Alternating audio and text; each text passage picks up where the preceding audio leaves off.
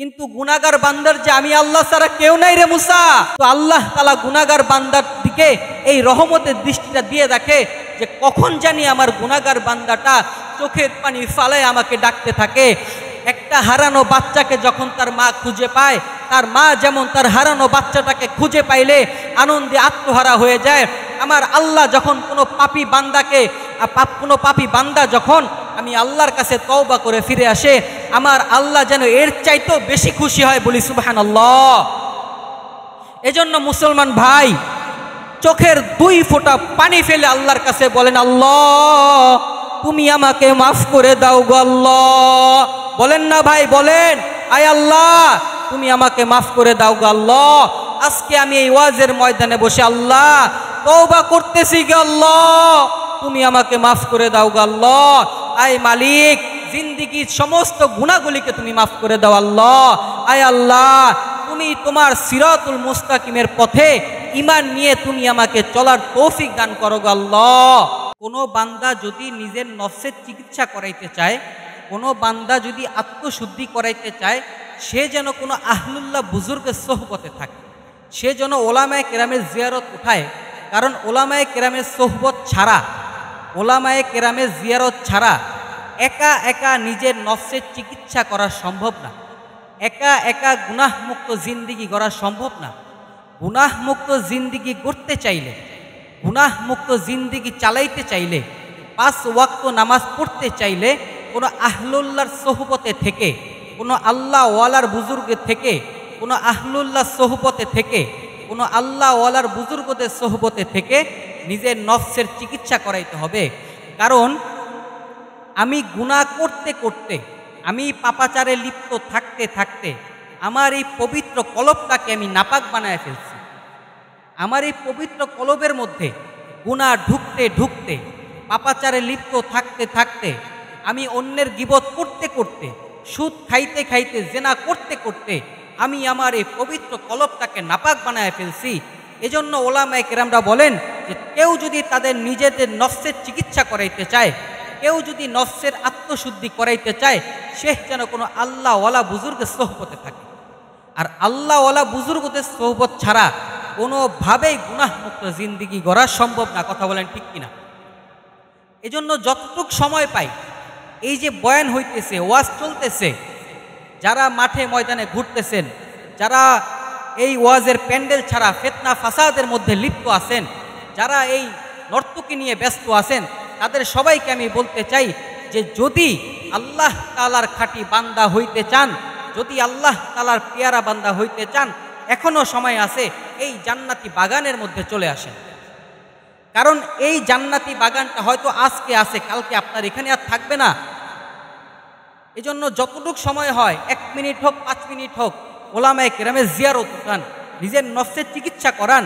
আমাদের এক ওস্তাদ বলতেন যে দেখো, যদি নিজের আত্মশুদ্ধি করাইতে চাও, যদি নফসের চিকিৎসা করাইতে চাও, তো কোনো আল্লাহ ওয়ালার সোহবতে থাকো। কারণ 1 মিনিট আল্লাহ ওয়ালার সোহবতে থাকা 1000 বছর নফল ইবাদত করার চাইতে উত্তম, বলি সুবহানাল্লাহ। আমরা তো এখন সবসময় গুনাহে লিপ্ত আছি, পাপাচারে লিপ্ত আছি।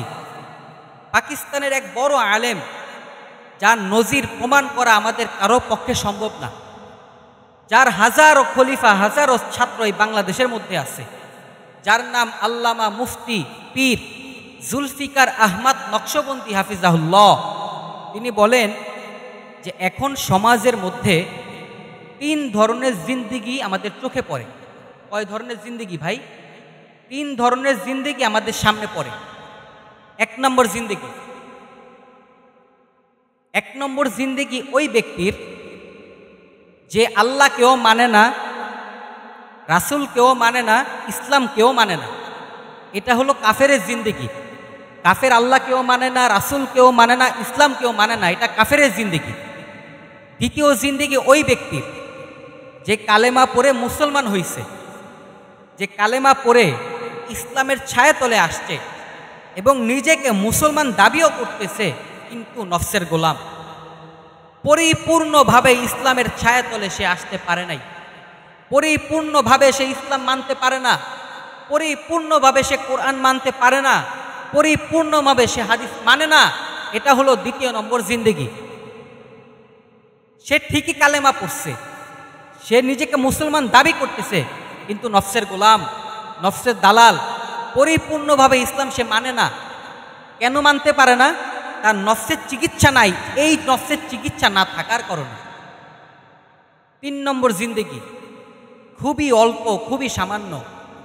আল্লামা পীর জুলফিকার আহমদ নকশবন্দি হাফিজাহুল্লাহ বলেন যে এই 3 নম্বর জিন্দেগি খুবই অল্প মানুষের, খুবই সংক্ষিপ্ত মানুষের।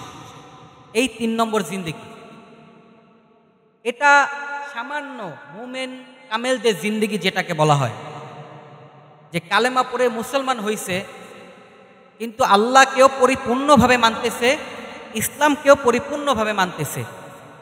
ইসলামকেও সে অস্বীকার করতেছে না, আল্লাহকেও সে অস্বীকার করতেছে না।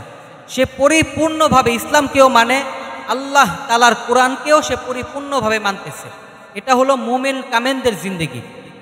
এই জিন্দেগিটা আমাদের সামনে খুবই কম। আমরা কালেমা পড়ে মুসলমান হইছি ঠিকই, কিন্তু 100% মুসলমান হইতে পারি নাই। কেন?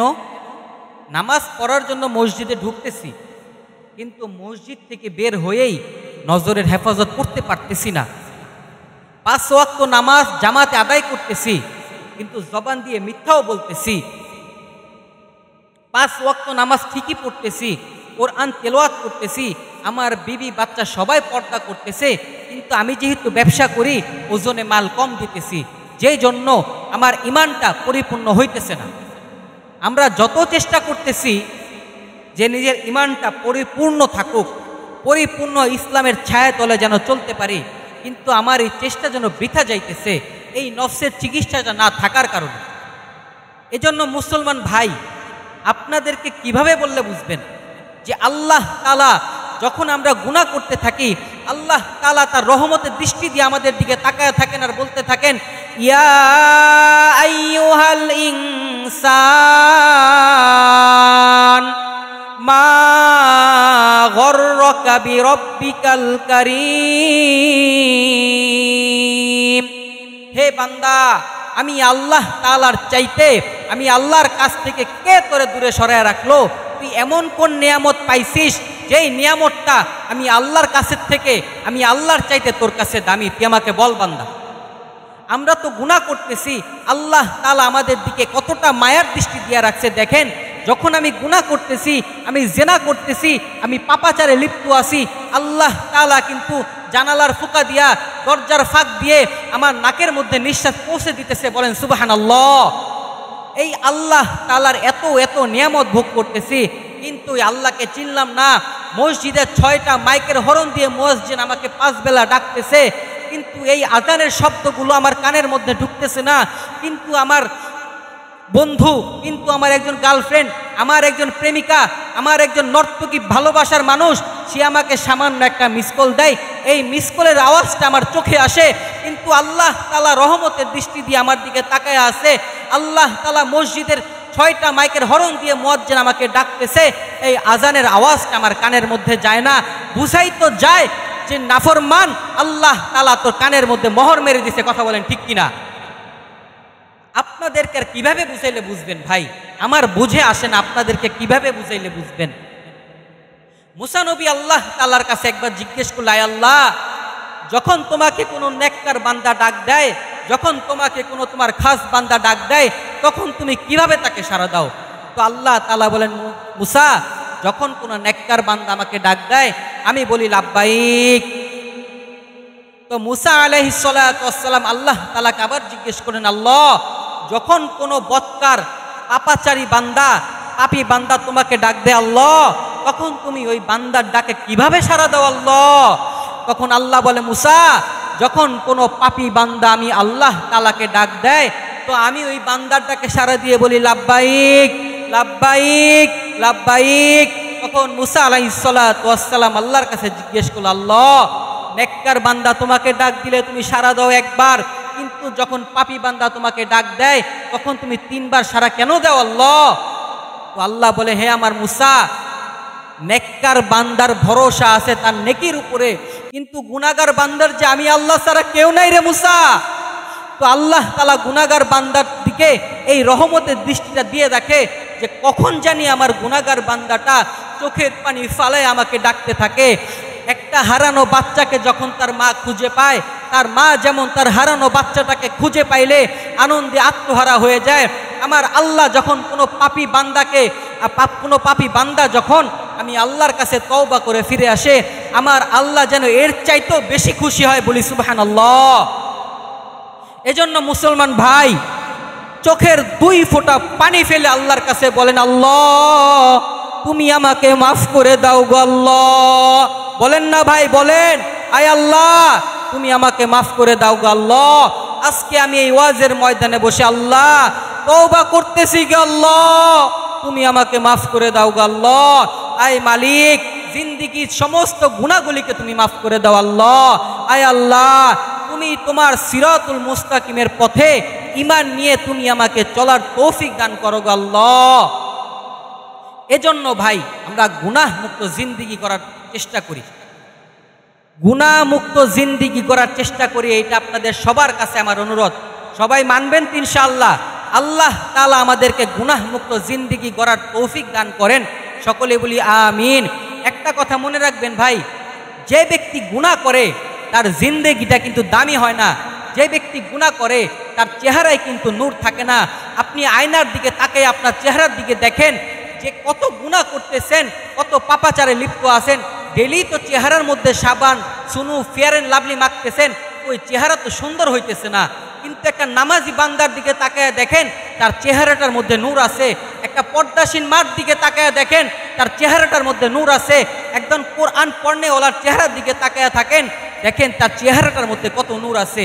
আর একটা বেপর্দা নারীর চেহারার দিকে তাকান, একটা গুনাহগার বান্দার চেহারার দিকে তাকান, একটা পাপী বান্দার চেহারার দিকে তাকায় দেখেন, তার চেহারাটা দেখলে কিন্তু একটু মায়া লাগে না। আর আমার মসজিদের ইমাম, আমার মাদ্রাসার ছোট ছোট শিশুদের চেহারার দিকে তাকায় দেখেন, এদের চেহারা দেখলে পাষাণ হৃদয়ও গলে যায়। এই ছোট ছোট দুধের বাচ্চাদেরকে দেখলে, যারা মাদ্রাসায় আলিফ বা তা সা পড়তেছে, তাদের দিকে তাকায় দেখেন, আপনার পাষাণ হৃদয়ও, আপনার এই চোখ দিয়েও পানি পড়বে তাদের চেহারার দিকে তাকাইলে। এজন্য কোনো গুনাহগার বান্দাকে আল্লাহ তাআলা দামি বানায় নাই। এবং যারা পাপাচারে লিপ্ত থাকে, সব সময় জেনা করতেছে, সুদ খাইতেছে, ঘুষ খাইতেছে, বিভিন্ন পাপাচারে লিপ্ত আছে, তাদেরকে কিন্তু আল্লাহ দুনিয়াতে দামি বানায় নাই। যদি কেউ দামি হয়েই থাকে, সে হলো নামাজি বান্দা, সে কোরআন পড়নেওয়ালা বান্দা। দুনিয়ার আলেমদের চেহারার দিকে তাকায় থাকেন, সে যদি বয়স্ক হয়ে যায় তার চেহারার মধ্যে একটা নূর আছে, সে যদি বৃদ্ধ হয়ে যায় তার চেহারার মধ্যে একটা নূর আছে। নামাজি বান্দা, কোরআন পড়নেওয়ালা বান্দা যদি কালো হয়, আল্লাহ তাআলা তার চেহারার মধ্যে নূর দিয়ে দেয়। আপনি আম্মাজান আয়েশার দিকে তাকায় থাকেন, আপনি আম্মাজান আয়েশার দিকে তাকায় দেখেন, সে নিজেকে গোপন রাখছে, আল্লাহ তাআলা তাকে গোটা দুনিয়ায় পরিচয় করায় দিছে। আপনি মা ফাতেমার দিকে তাকায় থাকেন, সে নিজেকে পর্দায় রাখছে, আল্লাহ তাআলা তাকে গোটা দুনিয়ায় পরিচয় করায় দিছে। আপনি ফেরাউনের বিবি, এই কাফেরের বিবি আসিয়ার দিকে তাকায় থাকেন, সে কত নির্যাতন কষ্ট সহ্য করছে, আল্লাহ তাআলা গোটা দুনিয়ায় তাকে পরিচয় করায় দিছে। আর যেই বেপর্দা নারী, আর যে নষ্ট নারী নিজেকে রাস্তায় ছেড়ে দিছে, আল্লাহ তাআলা তাকে পদে পদে লাঞ্ছিত করে দিছে। এজন্য ভাই 5 ওয়াক্ত নামাজ পড়বো, কোরআন পড়বো, দিনের পথে চলবো। আল্লাহ তাআলা যেন আমাদের সবাইকে কবুল করেন, সবাই বলি আমিন।